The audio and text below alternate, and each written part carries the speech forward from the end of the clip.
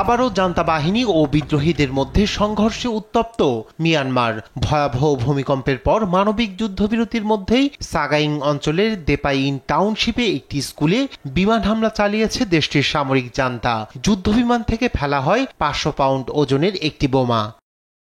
ভয়াবহ এ হামলায় নিহত হয়েছে 22 জন, এদের মধ্যে 20 জনই শিশু। মৃতের সংখ্যা আরও বেশি হতে পারে বলে আশঙ্কা করা হচ্ছে।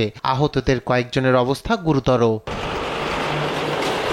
2021 সালের ফেব্রুয়ারিতে নির্বাচিত সরকারকে উৎখাত করার পর থেকেই সাগাইং অঞ্চলে বিমান হামলা বাড়িয়েছে মিয়ানমারের সেনাবাহিনী। আর অর্থনৈতিক ও ভূ রাজনীতিতে গুরুত্বপূর্ণ তেল গ্যাস সমৃদ্ধ কিয়াকফিউ নিয়ন্ত্রণ নিতে মরিয়া আরাকান আর্মি। ফলে শহরটিকে কেন্দ্র করে প্রতিনিয়ত সরকারি বাহিনীর সঙ্গে আরাকান আর্মির মধ্যে তীব্র হচ্ছে সংঘাত।